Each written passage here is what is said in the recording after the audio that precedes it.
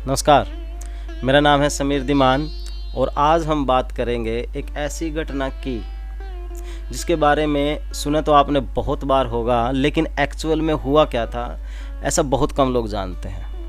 मैं बात कर रहा हूँ यूपी के गेस्ट हाउस कांड की, जिसे यूपी की राजनीति का काला दिन भी कहा जाता है। कहते हैं कि इस कांड के बाद मायावती ने साड़ी पहनना छोड़ करके सूट पहनना शुरू कर दिया था और इस घटना के बाद समाजवादी पार्टी और बहुजन समाज पार्टी के बीच बहुत ज़्यादा कड़वाहट पैदा हो गई थी, जिसने आने वाले समय में यूपी की राजनीति को ही बदल के रख दिया था। बात है 1993 की। एक साल पहले ही बीजेपी के सीएम कल्याण सिंह की सरकार में बाबरी मस्जिद ढांचा गिराया गया, जिसकी वजह से उत्तर प्रदेश के अंदर बीजेपी काफ़ी मजबूत स्थिति में नज़र आ रही थी।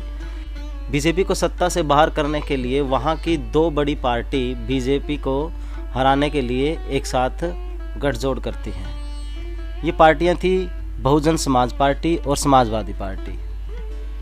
उस वक्त उत्तराखंड भी उत्तर प्रदेश का ही एक भाग होता था। उत्तर प्रदेश के अंदर उस वक्त विधानसभा की कुल 422 सीटें थी। बीएसपी और समाजवादी पार्टी का जो गठजोड़ होता है उसमें निर्णय लिया जाता है कि समाजवादी पार्टी 256 सीटों पर और बहुजन समाज पार्टी 164 सीटों पर मिलकर के चुनाव लड़ेंगे। एक साथ चुनाव लड़ने के बाद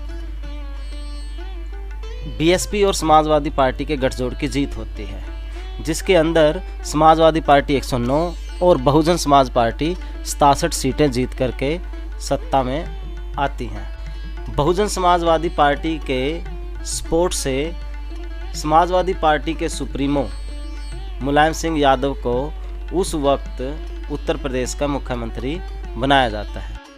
उत्तर प्रदेश की राजनीति में उस वक्त 3 बड़े चेहरे माने जाते थे: मुलायम सिंह यादव, काशीराम और मायावती। मायावती उस वक्त बीएसपी की महासचिव हुआ करती थी। यह गठजोड़ 1 साल तक बड़े अच्छे से चला, लेकिन आने वाले वक्त में यह गठबंधन ज़्यादा दिन चलने वाला नहीं था और इसके पीछे बहुत बड़ी वजह थी 1995 के पंचायत इलेक्शन। 1995 के पंचायत इलेक्शन में समाजवादी पार्टी 50 जिलों में से 30 जिलों में जीत हासिल करती है और वहीं बीजेपी 9 जिलों में और कांग्रेस 5 जिलों में जीत हासिल करती है। लेकिन मौजूदा सरकार में गठबंधन होने के बावजूद बहुजन समाज पार्टी सिर्फ 1 सीट हासिल करती है। इससे काशीराम और मायावती को ये एहसास होता है कि गठबंधन से बसपा को फ़ायदा कम और नुकसान बहुत ज़्यादा हो रहा था। यहीं से दूरियां बननी शुरू होती हैं और बहुजन समाज पार्टी की बीजेपी के साथ नज़दीकियां शुरू होती हैं। अब शुरुआत होती है एक नए अध्याय की। काशीराम की तबीयत खराब होने की वजह से वो गुड़गांव किसी अस्पताल में एडमिट थे। वहीं मौजूद थी मायावती।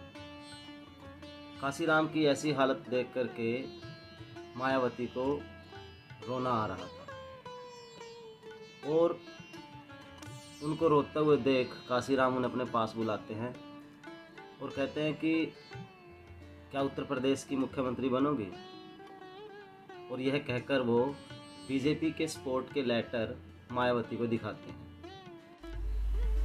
1 जून 1995 को मायावती लखनऊ पहुंचती हैं। वहां मीरा रोड पर स्थित अतिथि गृह, राज्य अतिथि गृह, जिसको हम बोलते हैं गेस्ट हाउस, वहां पर स्वीट नंबर 1 और स्वीट नंबर 2 में ठहरती हैं। फिर वहां से वो अपने 11 विधायकों को लेकर के, ये 11 विधायक थे जो गठबंधन सरकार में मंत्री थे, इन 11 मंत्रियों को लेकर के और 3 चिट्ठियां लेकर के उस वक्त के राज्यपाल मोतीलाल वोरा के पास पहुंचती हैं।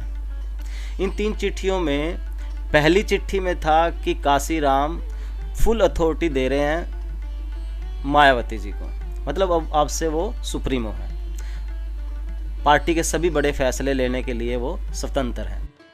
दूसरे लेटर में था कि समाजवादी पार्टी से हम अपना समर्थन वापस ले रहे हैं। और जो तीसरा लेटर था उसके अंदर 282 विधायकों की साइन की हुई एक लिस्ट थी, जिन सब ने मायावती को अपना समर्थन दिया था। उसके अंदर थे कांग्रेस, बीजेपी, कम्युनिस्ट पार्टी और जनता दल। इन 282 विधायकों की एक लिस्ट थी जिसमें वो मायावती को अपना नेता चुन रहे थे। और फिर उसके बाद मायावती सरकार बनाने का दावा पेश करती है, लेकिन मोतीलाल वोरा एक दिन का वक्त मांगते हैं। और उसके बाद अब ये खबर पहुंचती है सपा सुप्रीमो या कह लो मुख्यमंत्री मुलायम सिंह यादव के पास, और वो गुस्से में बहुत ज़्यादा तिलमिला उठते हैं। अपनी सरकार को बचाने के लिए जो उस वक्त उन्हें सही लगा, साम दाम दंड भेद, उन्होंने वही किया। बसपा से टूट करके 12 विधायक पहले से ही समाजवादी पार्टी में आ चुके थे, लेकिन दल बदल कानून होने की वजह से कम 67 का 1/3 विधायक समाजवादी पार्टी के अंदर आने चाहिए। इसलिए बाकी बचे विधायकों को अपने अंदर मिलाने के लिए वो कुछ भी कर सकते थे। उन्होंने अपनी एक फौज, बाहुबलियों की फौज, यही कोई तकरीबन 200 के करीब अपने समर्थकों को गेस्ट हाउस की तरफ रवाना किया। और उन सबको एक टास्क दिया गया था कि ज़्यादा से ज़्यादा विधायकों को मारपीट करके, मतलब पहले प्यार से ना माने तो मारपीट करके किसी भी तरीके से उनको मनाओ। कुछ विधायकों को समाजवादी पार्टी के बाहुबली नेता अगवा करके मुलायम सिंह के पास ले जाते हैं। 5 विधायकों को वो इतने डर चुके थे, इतने सहम चुके थे 500 के 500 विधायक, कि उन्होंने खाली पेज पर ही साइन कर दिए। मतलब उन्होंने कुछ नहीं सोचा, नहीं कुछ समझा नहीं, वो इतने डर चुके थे कि उन्होंने खाली पेज पर ही साइन कर दिए। खौफ देख रहे हो आप, क्या रिमांड उतारा होगा उनका 500 के 500 का। उसके बाद गेस्ट हाउस के अंदर 2 स्वीट थे, 1 और 2। स्वीट 1 में मायावती रुकी हुई थी, स्वीट 2 के अंदर बाकी विधायक थे बीएसपी के। वहाँ पर काफ़ी लड़ाई झगड़ा, गहमा गहमी, गर्माहट, ये सब चल रहा था। इस सीन को कुछ इस तरीके से समझिए।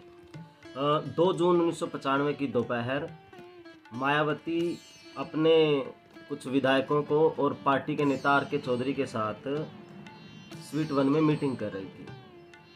तभी समाजवादी पार्टी का एक जमावड़ा दरवाज़ा पीटता है, गालियां देते हैं और जाति सूचक, लिंग सूचक भद्दे शब्द बोलते हैं और नारे लगाते हैं। वो तो भला हो पुलिस के कुछ अफसरों का और सिपाहियों का, जिनके अंदर फर्ज अभी जिंदा था। उन्होंने मुलायम सिंह यादव के मौखिक आदेश को ना मानते हुए अपने फर्ज को निभाया, अपने कर्तव्य को निभाया और वहाँ पर भीड़ के सामने डटे रहे। और काफ़ी देर तक उन्होंने भीड़ को वहाँ पर काबू करके रखा। समाजवादी पार्टी के बाहुबली नेता और गुंडे वहाँ पर बाहर गालियाँ दे रहे थे, ज़ोर ज़ोर से चिल्ला रहे थे, कह रहे थे कि मायावती को घसीट करके लेके जाएंगे। और उन्हीं भीड़ में से, उन्हीं बाहुबली नेताओं में से एक नेता था अतीक अहमद। लगातार कई घंटे चले टकराव में जिसके हाथ में जो था, लाठी, डंडे, थप्पड़, मुक्के, ये सब वहाँ पर चल रहा था।